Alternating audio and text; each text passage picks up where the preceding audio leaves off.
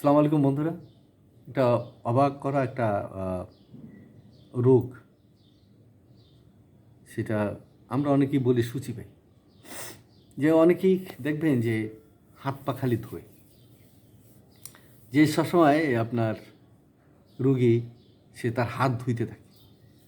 এই বুঝি কিছু ধরলো, কি জানি ধরলাম, এই আবার হাত ধুই, আবার একটু পরে আবার হাত ধুই।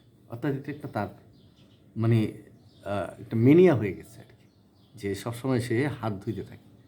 কিন্তু এই রুগীরা অনেক সময় দেখা যায় যে তাদের ঘুম হয় না, অনিদ্রা অনিদ্রা রোগে পড়ে।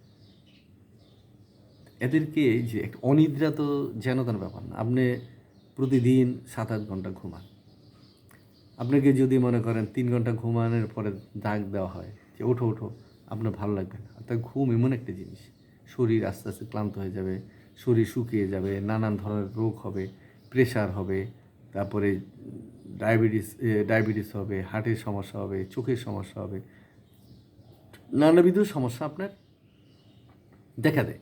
কিন্তু এই যে একটা রুগী যখন আমার কাছে আসলো, সে রুগীটা বললো যে আমার অনিদ্রা।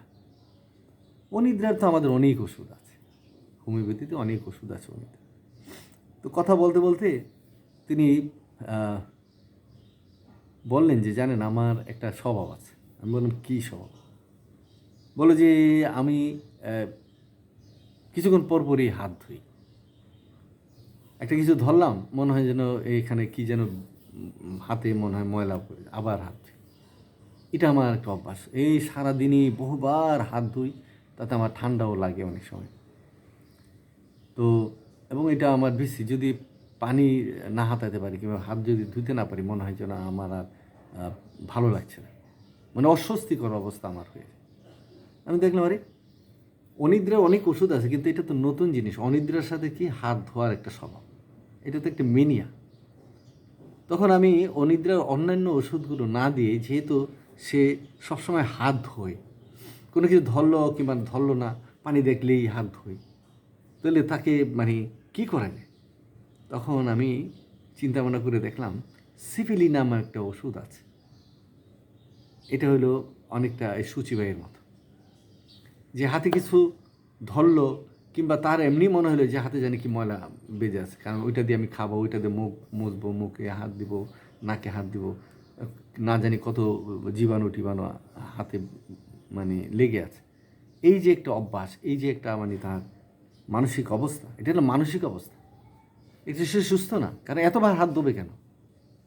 এই যে মানসিক অবস্থাটা, এই মানসিক অবস্থাটা তার দূর করার জন্য তখন আমি চিন্তা ভাবনা করে বললাম যে তাকে সিফিলিনাম ওষুধটি দেওয়া যায়। তখন আমি এই সিফিলিনাম ওষুধটাকে তাকে দিলাম, এবং এটা হাই পাওয়ারের দিলাম। হাই পাওয়ার বলতে মনে করেন 10,000 পাওয়ারের আপনি সিফিলিনাম তাকে দিলাম এই ডায়ালিসিস পদ্ধতিতে।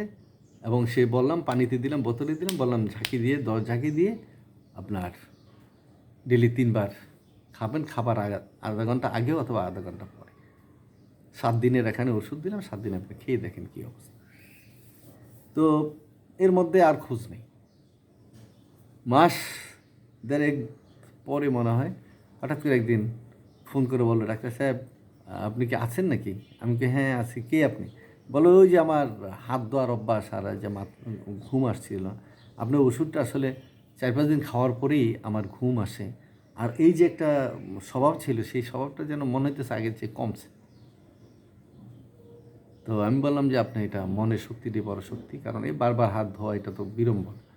আর অনিদ্রার বিষয়টা একটু মাথায় রাখবেন না, ঠিক হয়ে যাবে। মাস 4 পরে তিনি আবার ফোন করে বললেন যে আমি খুব সুস্থ হয়ে গেছি, আমার এখন হাত ধোয়ার, সবাই এখন হাসাহাসি করে যে কই আমি তো এখন হাত ধুই না, এখন আমার ঘুম হয়, আমার শরীরটাও ভালো। আগে যেমন পেট বুটবুট বুটবুট করতো, মানে এখন আর সেরকম নেই, ক্লান্তি লাগতো এরকম, মাথা ঘুরাতো এরকম অবস্থা নেই, একটু গ্যাস্ট্রিক গ্যাস্ট্রিক ভাব সেগুলি নেই। তো বন্ধুরা অনেক কিছু আছে যেগুলো জানার আছে, শেখার আছে। ধন্যবাদ।